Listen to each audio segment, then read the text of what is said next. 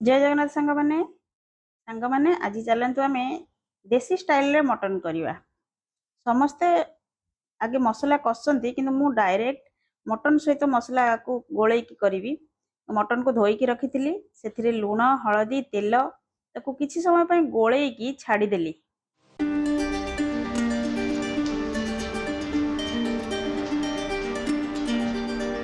तापर आम पियाज को काटिक रखीजे, रसुण अदा काजू तापर गोटा मसला जीरा और तेजपत्र। तापर आमे अदा रसुण जीरा काजू को गोटे पेस्ट बनैबा।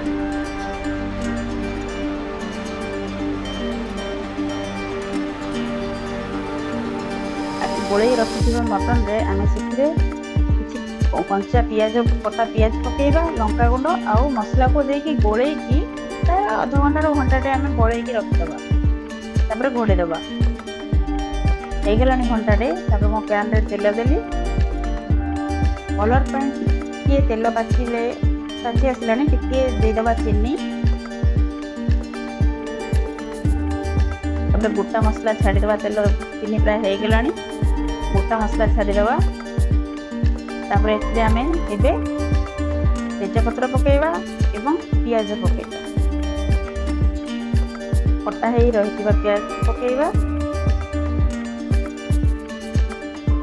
पियाज को भल से हमें भाजीबा, लाल होगा जाए भाजी।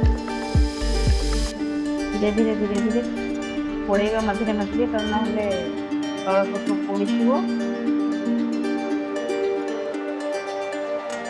पियाज प्राय लाल लाल हो गला देखिए। आम गोले रखी मटन को ढालीद।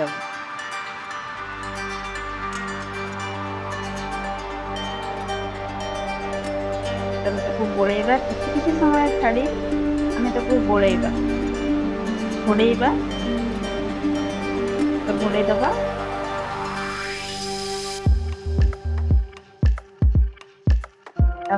गोलेबा एमती किसी समय ना तो पोड़ी जीव तलू ना। मटन टा जिते आम कषा टे से टेस्ट भी लगे, भल भी हम तरकारी। एथर प्राय तो मटन टा कषि हो गला भल से, बास्ना भी भल हो।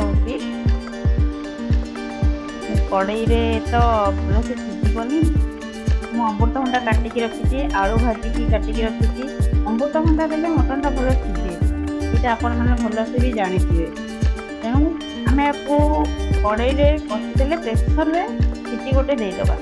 मु प्रेसर को ढाली देली कषि रखी मटन को, कषि मटन को ढाली देली प्रेसर रे।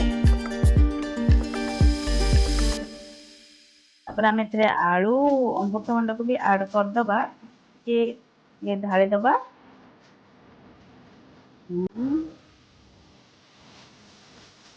तो कलर भी भल अच्छी। आलू पकेबा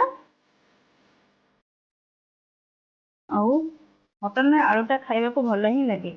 अमृतभंडा को भी पकेदबा और गोले भल से गोले दबा।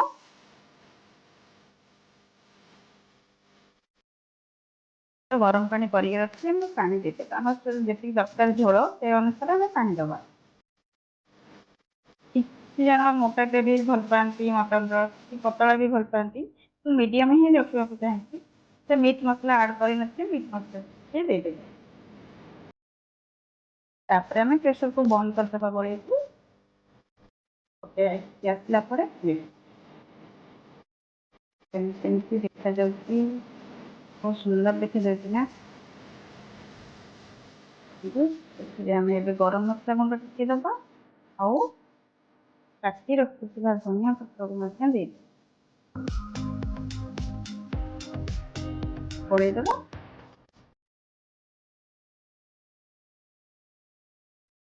भल से सीझी